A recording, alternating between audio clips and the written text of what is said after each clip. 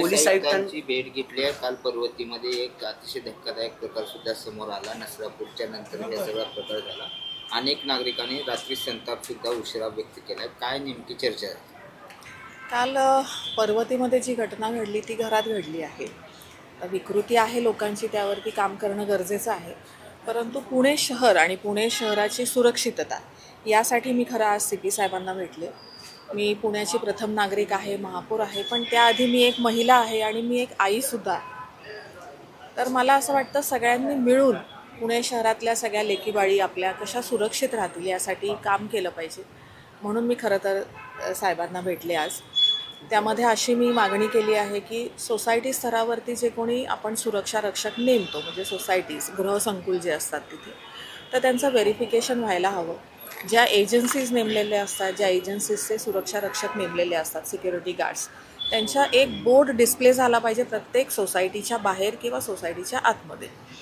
कारण बरेचदा असं वाटतं की सोसायटीत राहणाऱ्या लोकांनाही माहिती नसतं की आपले सिक्युरिटी एजन्सी कोण आहे, सिक्युरिटी गार्ड्स कोण आहेत, ते कोणी एकमेकांना ओळखत नसतात. त्यांचं व्हेरिफिकेशन व्हायला हवं. दुसरं अजून असं आहे की आपल्याकडे जे कुठले पुणे शहरातले CCTV कॅमेरेज आहेत, आता आपल्याकडनं आम्हाला माहिती कळाली आणि काही कॅमेरेज आपल्याकडचे बंद आहेत, काही बंद अवस्थेत आहेत, तर ते आमच्याकडनं काही दुरुस्त होऊ शकतील का, किंवा एक युनिफॉर्मिटी पुणे शहरामध्ये आली पाहिजे की कुठल्या प्रकारचे कॅमेरेज असावेत, कॅमेरेजचा स्पॉट कुठला असावा आणि ते पोलीस यंत्रणेशी इंटिग्रेटेड असावेत. या संदर्भात मी त्यांच्याशी चर्चा केली. तर एक समन्वय समिती म्हणून आम्ही महानगरपालिकेचे आयुक्त, आम्ही आमच्या स्तरावरती बसून त्याचे निर्णय घेऊच. परंतु पोलीस प्रशासनाकडनंही आम्हाला काही सांगितले गेले, काही स्पेसिफिकेशन आले की आपण नेमकं काय करू शकतो या विषयामध्ये. असं ह्या सगळ्या चर्चा करण्यासाठी मी आज त्यांना भेटले. काही ही जी घटना घडली ती स्लम एरियात घडलेली आहे. त्या दृष्टीने स्लम एरियासाठी काय आपण उपाययोजना करतोय, काय नागरिकांना प्रबोधन करतो, काय प्रबोधनाची गरज तर आहेच. आपण अनेक वर्षापासून बघतोय की अशी विकृती समाजामध्ये आहे आणि ती काही अंशी वाढत पण चाललेली आहे. तर हा समाज का विकृत होतो आहे, अशा घटना घडू नये म्हणून प्रबोधन असलं पाहिजे. आपल्या मुलींमध्ये सुद्धा जनजागृती असली पाहिजे, काउन्सिलिंग केलं पाहिजे आपल्या मुलींचं सुद्धा. तर या संदर्भात विविध संघटना पुणे शहरामध्ये कार्यरत आहेत. त्यांना मी आव्हान करते की आपण ह्या विषयासाठी सगळ्यांनी एकत्र मिळून उतरावं खरं तर ऑन ग्राउंड आणि कामाला सुरुवात करावी. यामध्ये आम्ही काय करू शकतो हेही आम्हाला भेटून आपण सांगितलं तर आपण काही चर्चासत्र करू शकतो, आपण काही सेमिनार्स आणि वर्कशॉप्स, मी तर म्हणेल वर्कशॉप करणं जास्त महत्त्वाचं आहे यामध्ये, की महिला मुली सगळ्यांनी एकत्र यावं. बरेचदा महिला, घरातले आई वडील दोघंही बाहेर कामाला जातात, मुलांना एकटं सोडतात घरी, तेव्हा सुरक्षेचा प्रश्न जास्त जटिल असतो. तर इथे प्रबोधन करणं गरजेचं आहे, जनजागृती करणं गरजेचं आहे. विकृत समाज जो आहे किंवा विकृत व्यक्ती आहे त्याच्यामध्ये फारसा बदल होईल का हे मला आत्ता तर काही मी सांगू शकत नाही. परंतु समाजाचं आपल्याला प्रबोधन करणं शक्य आहे आणि ते आपण करायला. समन्वय समिती तुम्ही काय त्यांना सूचना केल्या का, काय केलं पाहिजे शहराच्या सुरक्षिततेविषयी? सूचना नाही म्हणता येणार. पोलीस आपापलं काम नक्कीच करतायत आणि चांगलं करतायत ते काम. परंतु सगळ्यांनी एकत्र मिळून शहर कसं सुरक्षित राहील ह्यासाठी चर्चा करणं गरजेचं होतं. म्हणून मी आज त्यांना भेटायला आले. पुणे पोलिसांनी बॅड टच गुड टचचे काही कॅम्पस कॉलेजमध्ये सुरू केलेले होते. त्याचा काही आढावा घेतलाय का? त्याचं काही पण कारण नाही, विकृती आपण संपू शकत नाही, मात्र मुलींना जागृत करू शकतो, मुलींना ते ज्ञान नॉलेज देऊ शकतो.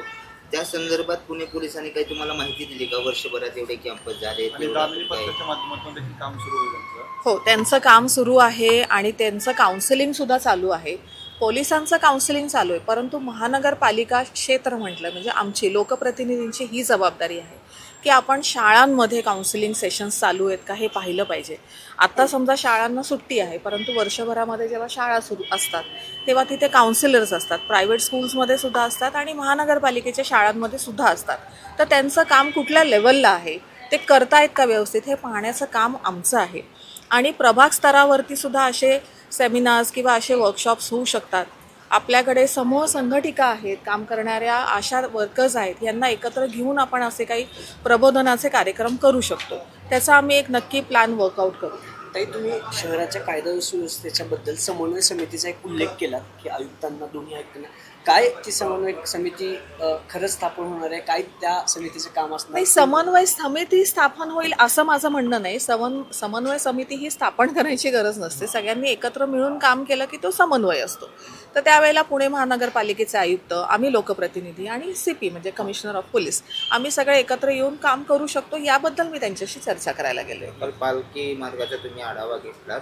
विश्वस्तांनी सांगितले की राजकीय जे स्पीकर आहेत, राजकीय सामाजिक संघटना जे स्पीकर स्वागतासाठी लावतात ते काढून म्हणजे त्याच्यावर बंदी घाला असं काही प्रस्ताव आलेला होता. त्याच्यावर काही विचार झालेला आहे? नाही, बंदी घाला असं त्यांचं म्हणणं नव्हतं किंवा असं आमचंही म्हणणं नाही. त्यांचं असं म्हणणं होतं की त्या आवाजामुळे ते जेव्हा येतात, जेव्हा दिंडी प्रवेश करते आपल्या पुणे महानगरपालिकेच्या मार्गावरती, जो पालखी मार्ग आहे, तर त्यावेळेला मोठे मोठे स्पीकर्स असतात. त्याच्यामुळे त्यांच्या अभंगांमध्ये किंवा त्या दिंड्या जे काही नामस्मरण करून पुढे चालतात, भजनं करत असतात, त्याच्यामुळे त्याच्यात व्यत्यय येतो. बरं, त्यांची दिंडी जेव्हा पुढे चालत असते तेव्हा त्यांच्यातला एक कोणी व्यक्ती असतो, त्याच्याकडे दिंडीमध्ये असणाऱ्या वारकऱ्यांना काही सूचना द्यायच्या असतात. त्यावेळेला त्या सूचना त्या वारकऱ्यांपर्यंत पोहोचत नाहीत. अशा अनेक गोष्टी आहेत. त्याच्यामुळे त्यांचं म्हणणं होतं की स्पीकर्स जर नसले तर बरं होईल. आपण त्यावेळेस काही सूचना काही देणार आहात का?